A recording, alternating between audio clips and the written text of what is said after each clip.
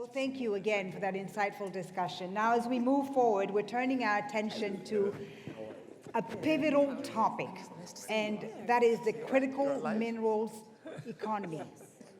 Lithium for our batteries, cobalt for our electronics, rare earths, well, for just about everything. And these critical minerals, all eyes are on Africa for these critical minerals. For too long, the story has been about simply digging these out of the ground, but not anymore. The big push is about value revolution. It's about Africa moving up the chain from extraction to processing, from beneficiation to manufacturing. It's about becoming the sustainable, inclusive, and competitive linchpin for global technology and energy. So please help me to welcome to the stage our panelists for this next critical conversation. Honorable Boholo Kenewendo, Minister of Minerals and Energy of Botswana.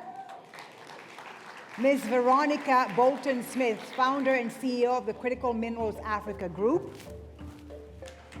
Also with us, Mr. Paul Hinks, Chairman and CEO of Symbion Power and Hydrolink. Mr. Tony Carroll, board member of Re-Element Technologies and Mining in Daba. And all this ably moderated by His Excellency Ambassador Dr. Martin Kimani, President and CEO of the Africa Center here in New York City. Ambassador Kimani, please take it away. Welcome to you all. Thank you.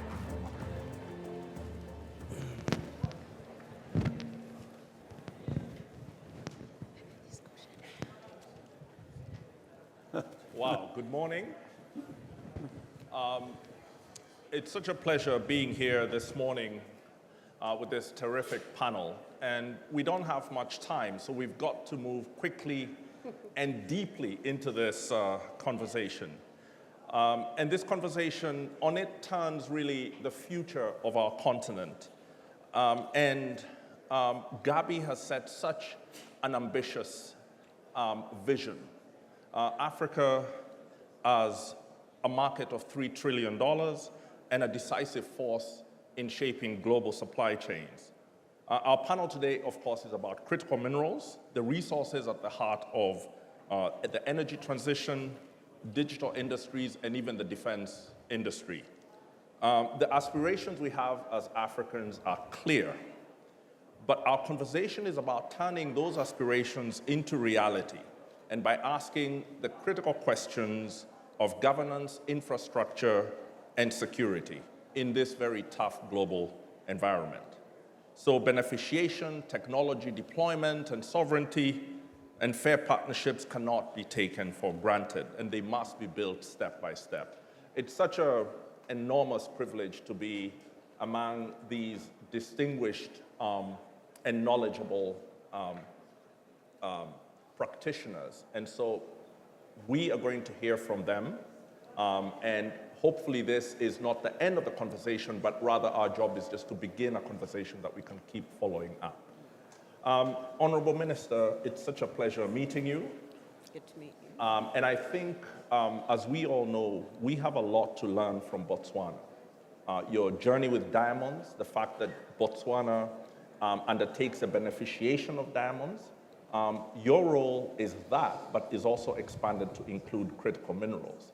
If you can set the stage for us about what you and the government are thinking in terms of what you need to do in this next stage to really capture value from these minerals in a way that lifts up the Botswanan people and contributes to our continental picture. We would really like to hear what have you learned and what strategies is your knowledge and experience feeding in?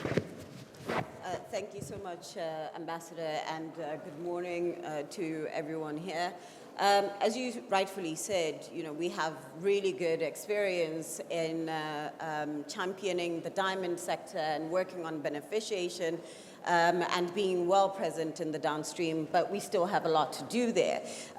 We have managed over the years to really strengthen the aspects around governance in particular and our negotiating tactics that ensure that Botswana is not only home of the minerals, but is part and parcel of the businesses that come out of our minerals, and in particular diamonds. The story, the lessons around Botswana, the 50-50 joint partnership with De Beers in mining, and then now a more increasing play that we have towards marketing and developing the downstream sector in Botswana is what we want to transfer into other minerals.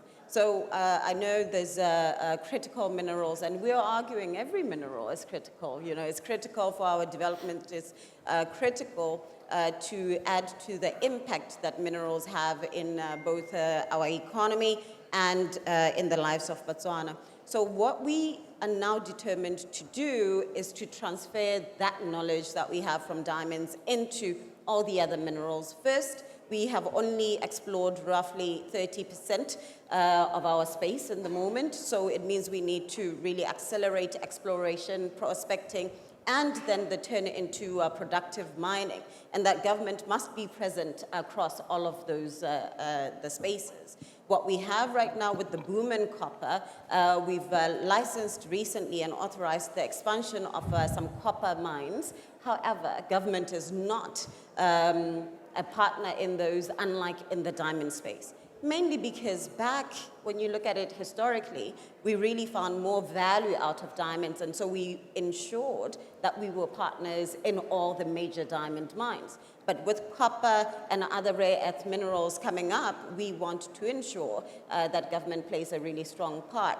But in addition to that, building a cluster industrialization model around our mines to ensure that the supply chain is domestic.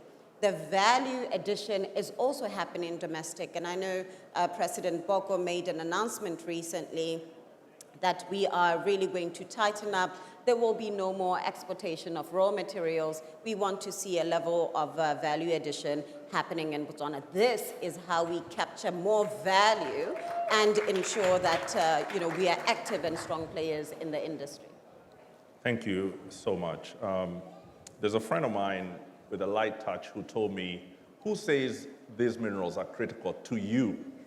What is critical to you about them, right? That's it. Now, from what the government is doing, and we can see Botswana setting out a vision, and we know you have the state competence, you have the leadership to deliver on that vision, but let's go to what are the minimums required to undertake beneficiation. Because the government has set the tone, but there are other fillers that now have to come in. If beneficiation, if you think of it as a ladder, climbing up that ladder, what are the minimums at the bottom of the ladder, and how do you keep climbing up the ladder? And so, Paul, you work on energy. Yep. And clearly energy is going to be not the silver bullet, but without it, the conversation of beneficiation does not even begin. Can you delve just into energy, but also what are the other critical pieces that require building out between infrastructure, energy, skills, etc.? Okay, so I can tell you, I have another role, which is I'm chairman of a group called Invest Africa, and I'm dealing with investors in Africa other than us all the time. And I can tell you that anybody that's going to go to Africa to do beneficiation, manufacturing, processing, or anything like that, is first question is going to be what is the cost of the electricity? And the second question is what are the taxes, right? So what we're doing in Symbion is through 3 different vehicles, one called HydroLink, Symbion of course, and one called MyHydro. We're producing clean energy that will serve electricity for the mining sector, but not just for the mining sector, that's our anchor, but also for the public, and boosting the power supply. We've been in the Congo for the last sort of 5 years, and I'll give them a plug because they don't often get anybody giving them good plugs. But if you ask me, if anybody wants to invest or go and do business in the Congo, and you've got the resilience because it's still very much a frontier country, I think there are going to be fortunes made by many in the Congo in the next 10 years. I mean, it is probably, there's probably more available business there right now than in most other countries. Having said that, I'm conscious of the fact that I'm sitting on a panel with the Honourable Minister from Botswana, and we're not just looking at Congo and Angola, but we are looking into other markets as well.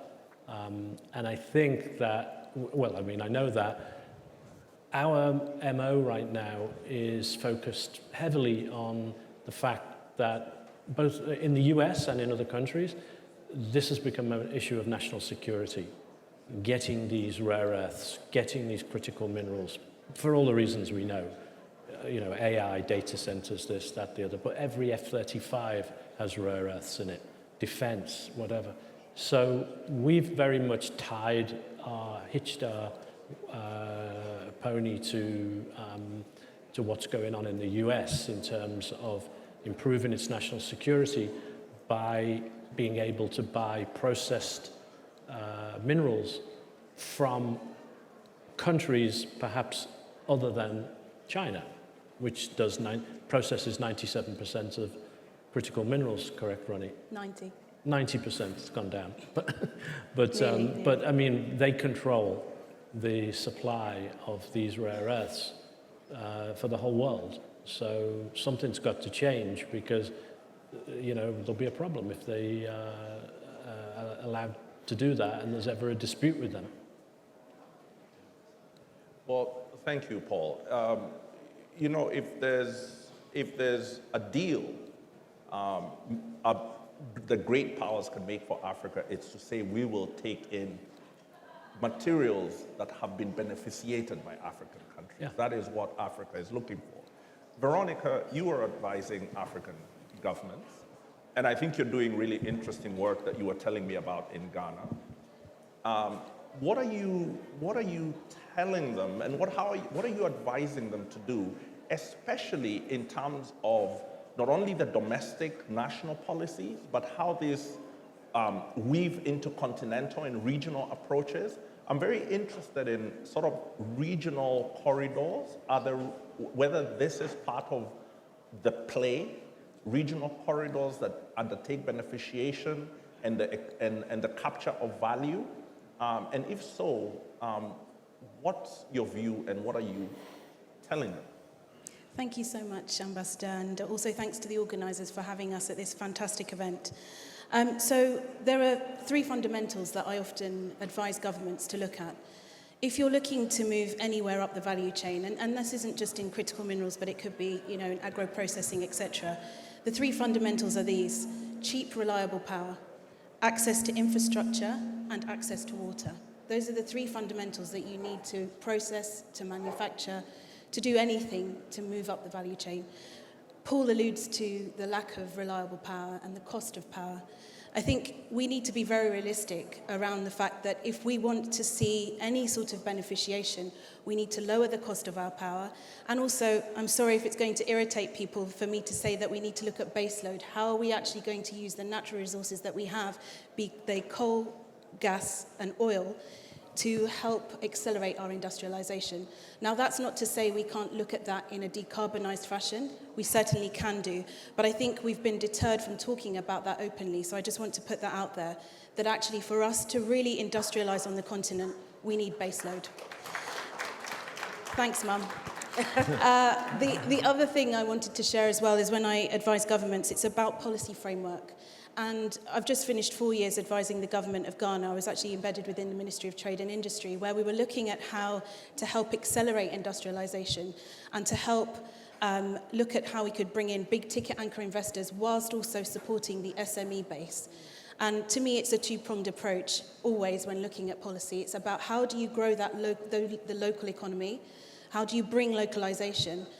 How do you make them the PLCs of tomorrow, whilst also attracting the big ticket anchor investors? Now, in the Ghana example, it was great because in 3 months, we actually managed to get policy through on automotive industry in 3 months. I mean, that's unheard of in the UK where I live, let alone most of the world. But so in Ghana, they did exceptionally well. That then meant that VW were the first mover into the market. We had VW as the first OEM in Ghana, and in 4 years, we've moved from 0 OEMs to now 15. That includes Volkswagen, Toyota, Nissan, Kia, and the rest. It just goes to show that when you have a sound policy framework and sound incentive framework, that will bring you investors for the long term. Anyone can bring investors in. It's not that difficult to do that. But actually, how do you keep them? How do you maintain them? And that's through the policy. It's a sound governance framework as well. So policy framework, incentive framework is vital to looking at that industrialization piece. The third thing I want to bring to everyone's attention is, look, and I say this all the time, but Africa's population boom is on the horizon. 2.6 billion people reside on the continent. That's going to overshadow everywhere else. Whilst the rest of the world's population is going down, Africa's is going up. So what does that mean in real terms? A large percentage of them will be under 18. We need jobs urgently to address in 30 years' time. And one thing I know that happens in a lot of these forums that I attend is that the Chinese are often lambasted about their approach, and I'm not here to sort of debate it, but what I will say is let's look at what they do well. One thing they do well is that they have a long-term vision. They look at things with a 20, 30-year view, and they back it with state finance. Now, I know we can't all do that in every single country, but what I would like to say is when you're looking at a vision of how to develop an industry, you need to look 20, 30 years down the line. For Africa, with our population boom, we need to get these kids into jobs. We need to invest in technical colleges. And the last point I'll make is we need to invest in research and development. We do not invest in our research and development. And that then means that we're not able to look at innovation and the rest of the technologies that are coming out there. So just some pointers that the way that I advise governments as to what key areas they need to look at when looking at industrialization and how to bring critical minerals into that play. Thank you. Veronica, thank you so much. Two things you said. Africans must not be deterred from having the conversations and undertaking the initiatives that get us to where we want to go. Yeah. Number two, that we have to have long-term visions, not electro-cycle visions. It has to run across governments. Thank you. Tony, like me, you've seen things before. You've seen the history of the world competing for resources. What are we going to do? What lessons do we take to ensure that the competition for Africa's critical minerals, for our rare earths, does not end up killing a lot of Africans, creating instability and insecurity? What do you see from your experience and the work that you're doing now that allows Africa to benefit from its minerals while maintaining peace and security? Well, I want to address an issue of many critical minerals are found in environments that are prone to disruption, political disruption. And I think mining companies, as they approach working in environments which are challenging, such as Paul's work in the Eastern DRC, have to, as a part of their fundamental approach to being a successful operator, you have to understand the local political landscape. You have to be able to incorporate within your mining plan an ability to be able to accommodate and try to be able to maximize the benefits in your engagement with your local communities. When we started the Mining Indaba 34 years ago, there was very little discussion about the issue of community engagement in mining activities. Nowadays, you'll see that that's the front end of the discussion. So I do think from a local standpoint, I think mining companies are much more conscious about being able to develop a holistic relationship, not only with the national government, which of course will provide revenues. We've seen in Botswana, I was a Peace Corps volunteer in Botswana 50 years ago next year, how Botswana has benefited through its decades by having a very collaborative relationship with the mining sector. I think we all want to achieve a better relationship so it not only inures to the benefit of the bottom line for the company, but also, pertaining to Veronica's point, being able to take a long-term vision of how you're going to engage in that community, in that country, successfully over a long period of time, and not just come in and pull all the high-grade ore out and take it abroad and have it beneficiated. So I think it's really important that now mining companies are much more seized with the idea of really integrating their operations in a much more holistic and beneficial way in their local communities and the nations in which they operate. Thank you. Well, we've pretty much run out of time, and I have somebody backstage doing a slit-the-throat gesture at me. But I'll be disobedient enough to ask the minister to give us 30 seconds or 1 minute of where are we after this very brief discussion. Yeah. Well, where we are and where we should be are a little different. Where we are is we're still working in silos. We're thinking about our own developments, and where we need to be is cooperate a lot more. We have a lot of skills, we have experience in negotiating contracts for natural resources. We want to export those skills. We want to send them to Sierra Leone, to Rwanda, to DRC, to many countries around the continent, and we are open to that. We're setting up a consultancy to be able to share these. And similarly, as it relates to access to capital, we have good credit rating that we can use to partner with another country in order to exploit those resources.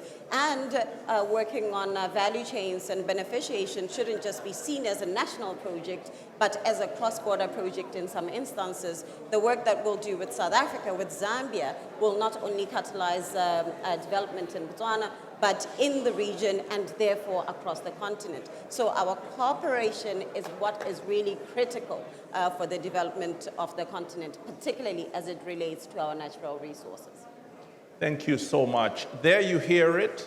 It was short but sweet, and I'd like to thank this amazing panelists, and I invite you to thank them with me. Thank you.